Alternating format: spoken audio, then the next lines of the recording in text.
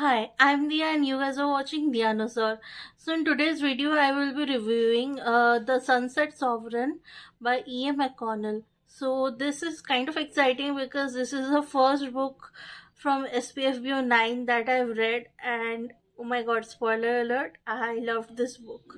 So let's see what the book is about. So the book is set in this world. So okay, before going into that, the author had described the book as a cozy dystopian, and I was like, what the hell does that mean? Like, cozy dystopian? Like, you have cozy fantasy, you have cozy horror now, and now cozy dystopian. So I was intrigued and I was not sure what I was gonna get into. So let me just say that I'm pleasantly surprised because I'm here for it. Like, cozy dystopian, I'm here for it. So in this world, children get voices in their head when they are very young. Some children do. And this is the voice of the sovereigns. Sovereigns are basically the godlike entity in their world who created this place called the capital, and the capital is basically this utopian society sort of a place. So these children, they get voices of the sovereign in their head when they're young. Some children, they grow out of it, like they stop getting the voices after they're old, and some children, they are like they grew up with the voice. They grow up with the voice. What happens when they come of age, when they're like 16 or something, they get chosen to go through a trial, and if you are successful in this trial, you get to be a scion. And scions are basically they are the highest spiritual being in this world, and they are in direct contact with the sovereigns. So they serve the sovereigns and they bring the sovereigns word to the people and act as a bridge between the regular people and the sovereigns. So we follow our main character Isobel, and she has this voice called Rusty, and she has the voice since she was 6. So when she is 18, she gets to go to this, choosing ceremony or whatever it's called. And there she okay, so the world is divided into four factions depending on the time of the day. So they have sunrise sovereigns, day sovereigns, sunset sovereign, from which Isabel belongs, and night sovereign. So Isabel, she belongs to the Sunset Sovereign faction, and she gets chosen along with another girl called Holly, and there are 7 supplicants who are chosen to undergo the trial, and they get to go to the capital, and there the trial will be taking place. So that is basically the story. The story is mostly about Isabel, her inner struggle with, leaving her family behind, finding her true purpose in the world. Like basically everything, like all her thoughts and everything that she had was impacted by Rusty, this voice in her head. So she doesn't know where her true self begins and where, like the influence of Rusty begins. So she has a lot of, these doubts, self doubts about whether she belongs in this place or not. And she is very, very loyal to the sovereigns. And she's also kind of, like shy and not very sociable. And like basically, she's kind of like me.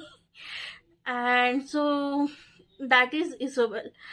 She goes into the capital. There she makes friends, she explores the place, she finds out things about the world that she didn't know. And then, things start happening, as it does in dystopian books. And she has to, decide, like, whether to take a stand or just do what she has been, told to do, and all that. So that's basically the story. Now, what is the best part of the story is the magic and the writing. Like, you can't really, like separate the two, the magic and the writing. The way the magic is portrayed in the book, the way it has been written, like to evoke different feelings and senses and all that, it's very beautifully done. Like the writing, it's very, very, evocative. It's very fresh, unique. It makes you feel stuff. And yeah, the magic. Okay, so the author told me that the magic is basically, it's based on quantum mechanics, and I don't know anything about quantum mechanics, so I didn't see the similarity when I read the book. But while reading, I had an inkling that, um, that this might be based on some sort of real world science or something, because it felt very, rooted in something solid, not some, it wasn't something hand wavy kind of a thing. Like the okay, so what kind of magic is it? The magic is basically song magic, and it's not the lyrics that cause the magic, it's the vibration of the, the song, that causes the magic. So I'm not gonna go very in depth into it, because there is something I'm gonna tell you at the end of the video, so stay tuned.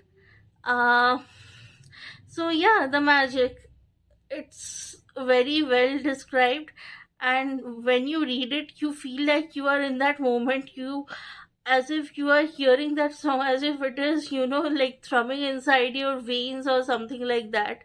And it's very, it's very well done. So that's that. Next we come to the characters. Here is my problem with the book. I really liked Isabel, I liked Holly, but I didn't care about the other characters, because I found the characters to be a bit flat, a bit too, like, the characters were kind of like placeholder characters, not, they didn't feel like, fully fleshed out people or something like that. So what happened is that generally it's not a bad thing, like sometimes characters are not that great, like not that greatly executed, but still the story is really good, the other aspects of the story works out, and you get a nice story, at the end of the day. Here what happened, the major conflict of the story involved this one side character. And I was like, the entire time it was happening, I was like, I don't care, like I don't give, I don't care about this character, so I don't care what happens in the storyline. And the entire time it was happening, I was like, chill out, like why do you need to fight for this person, like he's basically cardboard cutout. So that was the problem, that was something that I didn't like. The world building is very well done, but there was something that I had a problem with, and that was that I couldn't visualize the world. Like, I would have a certain idea about what the world looks like or feels like, and then the author would come up with a certain detail, and that would, like upend the entire thing. And I felt that, like world building should be something like you establish the rules in the beginning, and later on when you add details, that those details should not contradict the rules that you have established in the beginning. And I felt like, the rules that were established in the beginning, the foundation that was placed, it wasn't that solid, it wasn't that, like well realized to, and that's why, whenever these details came up, I was like, shit, like, so it's a very nitpicky thing. If you are a world building kind of a person, you might kind of find this a bit annoying. But if you are mainly a story person, and you are like, you don't care about the world it's based in, uh you won't find it that distracting. So that's the world. Next, what do we have? Next, we have dragons. Dragons, should I tell you? I mean, you know there are dragons because there's a dragon on the cover. But I'm not gonna tell you where the dragons come into play. So that is something that you need to find out. So yeah. And the main strength of the story is the the small moments, the little, like the pauses that the characters take, the silent companionable silence that they enjoy, or the sunset that they see and like enjoy and all that. So it's all these small moments that come into play and that make the story worthwhile, like worth reading. And it's a very different kind of a story. Like, I usually like those stab kind of books, like Chosen One, Prophecy, heroic fantasy kind of a thing. This one, it has no action scene. I am like, I'm an action scene junkie, but this one had no action scene. It's very cozy. It's very, like feeling your feelings and all that kind of stuff. And I liked it. I really liked it. Like, I gave it 9 out of 10. And other than, the problems that I had, I don't have any problem with the book. Like, the writing is top notch. Our main character is so relatable. The magic system, oh my god, like, it's the best. It, like, I wrote one sentence which I'm gonna repeat here. It, like, it will soothe your soul. Like, I forgot what I was talking about because, memory problem and all that. Like, not my memory problem, camera's memory problem. Like, it got full and I had to delete some stuff, and now we are back. So what I was trying to say is that this book is very unique. I haven't read anything else that is similar to this. I mean, a cozy dystopian where the main character is very relatable. It's not something that I've seen.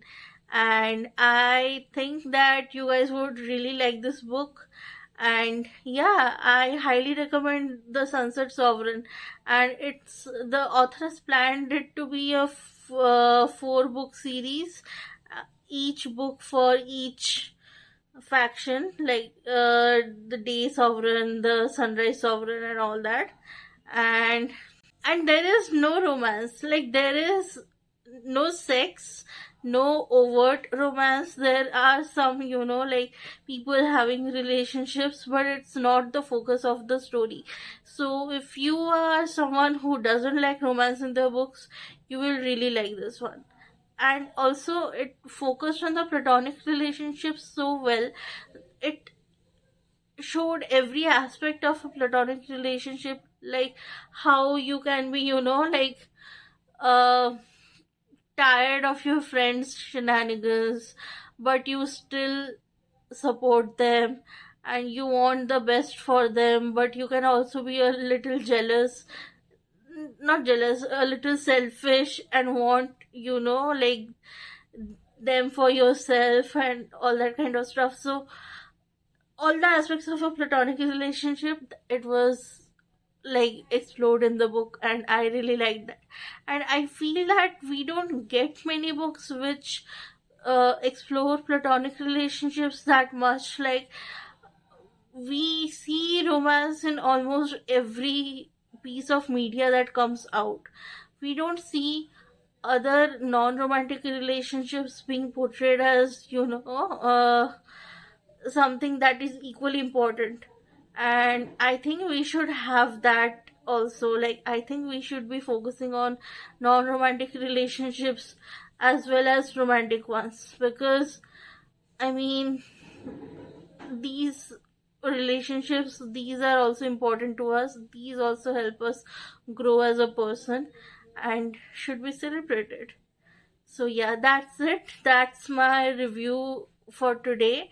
And I have kind of an announcement. So I'm planning to do author chats on this channel, and the first guest is gonna be the author of this book, E.M. McConnell.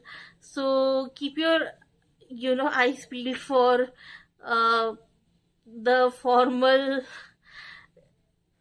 what do you call it, announcement.